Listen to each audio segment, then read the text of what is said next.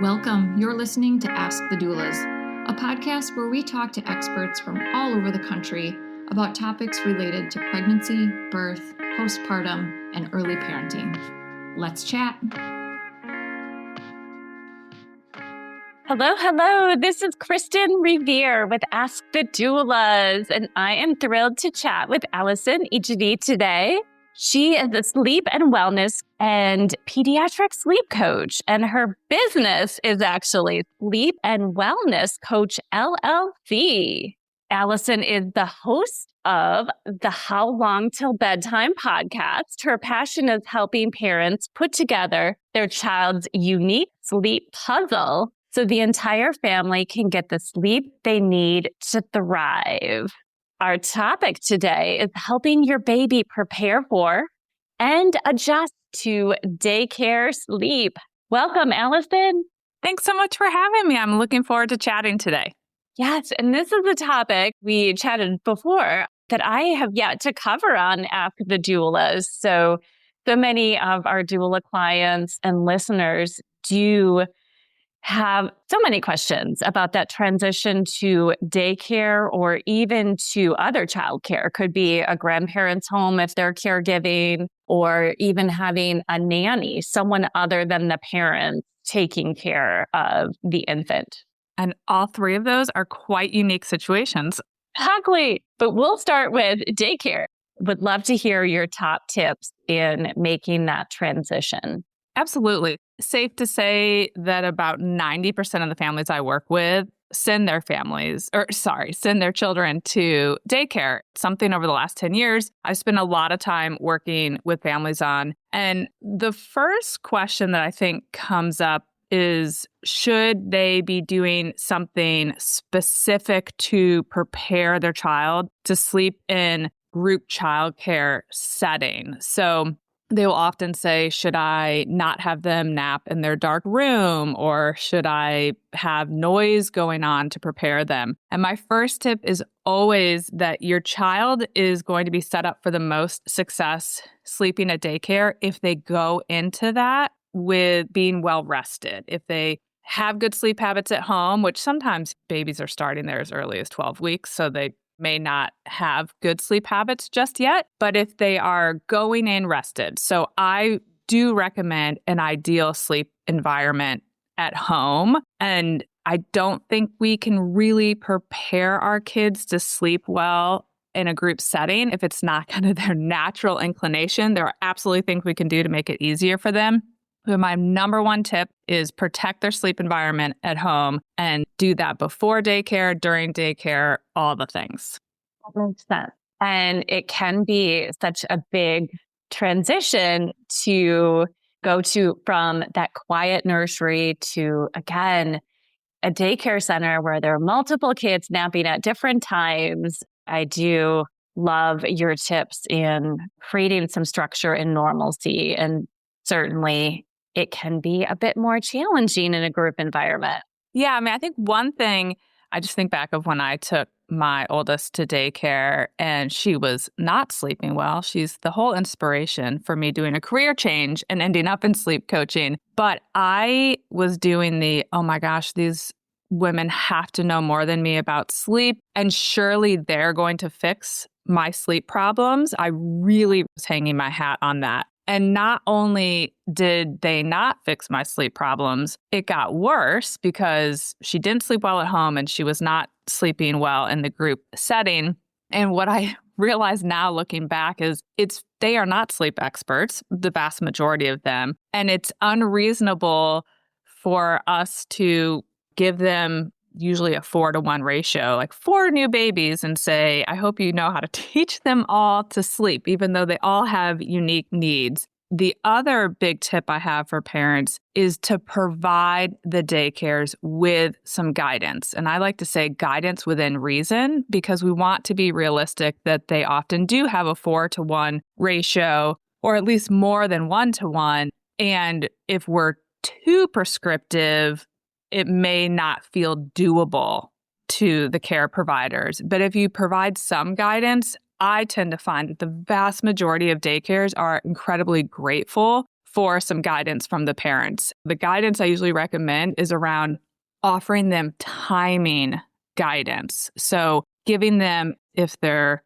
under 4 months and you're still using wake windows, or even if you haven't been prescriptive about it, loosely giving them some wake windows. So maybe you're saying, hey, could you try to have them nap every 90 minutes or so, not dependent on how long that nap was. And then once you get to the 20 weeks and over, I really like to give 30-minute start windows. So it could be, can you try to get him down for nap 1 between 9 and 9:30? Can you try to get him down for nap 2 between 12 and 12:30? Can you try to get him down for nap 3 between 3:45 and 4:15? That gives them guidance and flexibility. So I think that can be a real game changer, because if they're just following sleepy cues, a lot of babies will get stuck in that 20 to 30 minute nap kind of rut, because they're often showing sleepy cues,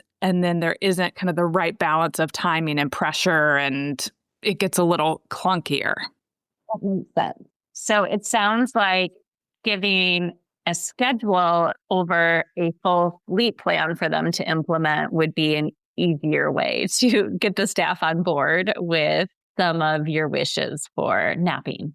Absolutely. And the other thing that parents often ask me about is, okay, let's say they have a baby who puts themselves to sleep at bedtime and puts themselves to sleep at naps for home. And what should they do with daycare? Should they be instructing the daycare to not pop the pacifier and to not rock them to sleep, to not rub their back? There's this fear sometimes with our independent sleepers that we're going to create a bad habit. And I really like to reassure parents that this is an example where babies are so stinking smart, and they can differentiate how sleep is handled by these care providers in this group setting versus how sleep is handled at home. This is different than the nanny situation, which we can touch on if you'd like to. But with the daycare setting, I like to be fair and reasonable with our babies, and trying to take a nap in, let's say, an infant room with lots of different schedules is kind of you or I trying to lay down on a couch in the middle of a party happening in our living room and taking a nap. Really big ask. I encourage parents to empower the care providers to provide extra support to help their babies get to sleep. So that could be popping the pacifier in, kind of giving them a nice little jiggle on their chest, or rubbing their back, or even if they have to, if the baby's really stimulated in that group setting, it's okay if they ultimately have to rock them to sleep and transfer them to the crib. So I also like to provide some reassurance to parents that the care providers at daycare can provide extra support if your baby needs it, because it's a stimulating place to try to nap. And they can still maintain kind of independent sleep at home if that's something that they are prioritizing and that they want to have. So you can have a completely different routine at home than daycare. Yes, I can really only think of 2 babies I've worked with out of well over 1,000 where it started to become clear that how sleep was handled at daycare was making sleep at home more challenging. So the very vast majority of babies will start to understand this is how sleep is happening at daycare. This is how sleep is happening at home. And you see it as kids get older. You hear about it with toddlers. Like, they're sleeping beautifully at 18 months on this cot for their nap at school. And then they're just a total disaster at home, and they don't want to nap because they just differentiate how sleep is being handled at these 2 different places. Makes sense. So you might have a sound machine and the blackout shades or blinds at home, and it might be a completely different environment, and that's okay. Yeah, I mean, there's only so much we can control in daycare. What do most moms really want for Mother's Day? Honestly, a good night of sleep. The kind where you wake up feeling rested and, for a moment, do not want to get out of bed. This Mother's Day, Cozy Earth is making it easier to give that feeling to someone you love and yourself. Their sheet sets are made from viscose from bamboo, so they are breathable, temperature regulating, and get softer with every wash.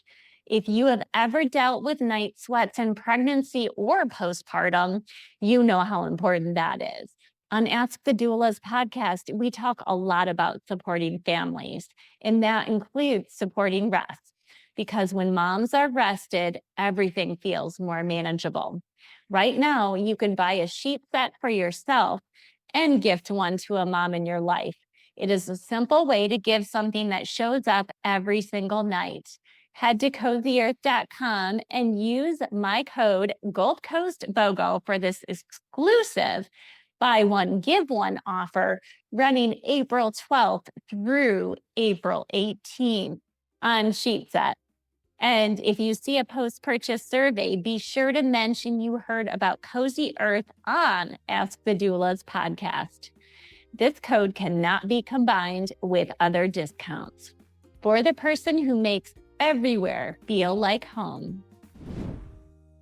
I do say with that as well that we sometimes can provide some guidance depending on the setup of notice something they could tweak or a blind they could close midday. Sometimes they can make some adjustments, but otherwise it is just your child adjusting to that environment. And their naps may never be as good at daycare as they are at home. And that's just a good reason to make sure you're able to prioritize their home naps on the weekends so that we're refilling their sleep tank and they go into Monday well rested. But if you have a baby who's not napping well at daycare, even after giving them a schedule to work with, then I always say a rescue bedtime is the next best tip I can give you. And that is trying to get them to bed as early as possible, which I know is a very big ask for working families. For example, I used to get home at 6 p.m. with my girls, and after we figured out my oldest daughter's sleep, the priority was always to make sure that they were in bed by 7. And that was a game changer for her because then she got a lot more sleep at night and she made up for some of her missed daytime sleep. So that's another really helpful tip for parents if their child is having trouble adjusting, or once they adjust, they still don't sleep as long at daycare, is to put them to bed early so they can make up for some of that missed day sleep. Great tip. Any other tips for that transition before daycare begins? When you can, some of it's dependent on the age. So if they're under 20 weeks, it's a little harder to have really solid prep because you don't have a set schedule. They have not developed a circadian rhythm that allows them to have a really set schedule for most babies. And then their sleep cycles are still developing. So I would say under 18 to 20 weeks, it's a little bit more of a wild card when they transition. So give yourselves a lot of grace, but continue to prioritize good sleep at home. And then really prioritize, if you're listening to this and you're like, I've already passed that point, over 5 months, take your weekends to focus on a schedule. What is the best time for nap 1 to start, for nap 2 to start, for nap 3 to start, or if they're on 2 naps, nap 1 and nap 2, and prioritize those good naps at home and then give that guidance to the care providers. The vast majority of parents are not giving that guidance because I also work with a lot of daycares. And so I hear from them that would be helpful. So that's the biggest tip. And then if you have a baby who's on that schedule and getting ready to go, just focus on keeping them well rested. Don't practice loud sleep prior to them going to daycare. And then assume, I usually say 2 weeks. So 2 weeks, even for kids who will ultimately sleep well at daycare, the first 2 weeks are bumpy. So the baby is getting to know their care providers and vice versa. And they're adjusting to having all their little friends around while they're learning to nap there. Even in the best case scenarios, the first 2 weeks can be bumpy. Give yourself a lot of grace. Give your baby a lot of grace. And then hopefully as you head into week 3, the care providers feel a little more confident with how they can support your baby to take better naps. And then things should start to smooth out. That makes sense. The transition to grandparents is caregivers. Any tips for that, Allison? I like to say that grandparents are a little bit of the biggest wild card. And I'm always so envious of families who are getting childcare from grandparents. I think it's an amazing gift, and it's been increasing in the United States in recent years. And either I find that grandparents tend to fall into two camps. And of course, this is kind of going on the extremes, and there's everything in between. But you have some grandparents who say, we just need to sleep train this baby, and they're ready to take charge. They aren't as emotionally entangled as maybe we are as parents. They are gung-ho on schedules and helping your baby become an independent sleeper. And then we have the other grandparents who will say, never going to let this baby cry. I just want to hold them for all the naps. I'm the grandparent. I can do whatever I want. My job is to dote on this baby. And that group's a little harder to wrangle as it relates to sleep specifically. Obviously, there's a lot of aspects of childcare with grandparents and anyone else. I usually say if you cannot get your parents, do what you're doing around sleep. Let's say have your baby fall asleep independently. The biggest thing, I'd come back to the schedule. At least have them have your baby nap at the right times. And if it is starting to mess with your sleep, so as far as like the weekend, and you can tell that your baby is getting confused by the mixed messages, this happens most often when the grandparents are caring for the babies in the family's home versus the grandparents' home. Sometimes we can come back to the impact on the whole family, and that it's not just their relationship with the baby. What the grandparents are doing as it relates to sleep is making it so no one's getting good sleep at night or on the weekends, that it's impacting everyone, the parents and sometimes the parents' mental health. I do find sometimes grandparents will have compassion for their own child if their child is struggling with the current setup. So not making it about the grandparents and their relationship with their grandchild, but more about the impact it's having on their own child, if that makes sense. And I found with our postpartum doula clients, a lot of grandparents, at least in the area of Michigan that I live in, are caregiving in their own homes. So it was a transition from maternity leave, going back to work, to bringing baby to a completely different space. And have you found that goes smoothly, or do you think it's more challenging for them? More challenging than grandparents who are able to caregive in the home, because the nursery is all set up. So you need to set up their living space for optimal sleep. My clients still keep us up for overnight so they can get good sleep at night, because there are some challenges with a different space during the day. Yeah. Do you also find that the grandparents can be the biggest wild card one way or the other? Yeah. And it's so great that they're willing and able to provide care. I think there's something so wonderful about it, but also it's tough to tell your parents what to do. Yes. So, and then with larger families, grandparents may be involved in caregiving for other children, and they could have completely different parenting styles and goals. So they think that they're pros, but it's much different in the households of their children. Oh, so true. So I don't think I've really encountered too much of that with my clients, but I can totally see that because my brother and I have very different parenting styles. So if our parents were watching our kids, I could see that we would be giving very different instructions. I found that with my own parents and siblings. So it is interesting. I also think with the grandparents, and this is just my personal thought, that if we decide to parent differently than we were parented, then I think some grandparents, take it as a judgment on their parenting style. And I am a firm believer that no parent wants to be judged for their parenting style. We all are doing our very best, and think we're doing the best thing for our kids. And so I think when your own child tries to take a different approach, it can sting that are they judging you as a grandparent that you didn't parent them correctly? And so I do try to encourage clients of mine that are struggling with their parents that it's possible they feel judged, and none of us want to be judged for our parenting and someone telling us maybe we got it wrong. And so I do try to give grandparents a lot of grace in that regard when their child is trying to do something different. Exactly. And it could be about feeding or parenting choices, sleep, so many different factors. All of it. Even like how you birth your baby. 100%. Yes.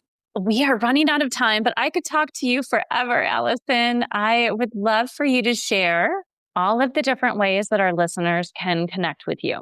Absolutely. So as you mentioned, I have a podcast called How Long Till Bedtime. And then you can see all of the things that we're getting into at Sleep and Wellness Coach and how we work with families at sleepandwellnesscoach.com. Excellent. And you're also on social media?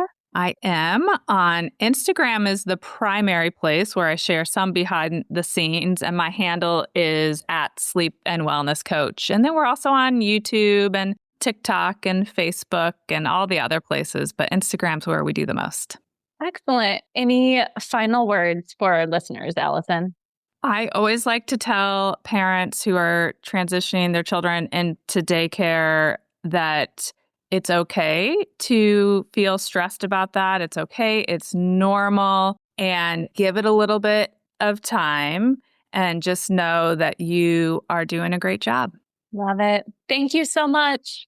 Thanks so much for having me. Thanks for listening to Ask the Doulas. For more information about Gold Coast Doulas, visit us on our website, goldcoastdoulas.com. We're also on Instagram, Facebook, and YouTube. If you like this podcast, please subscribe and give us a 5-star review. Thank you. Remember, these moments are golden.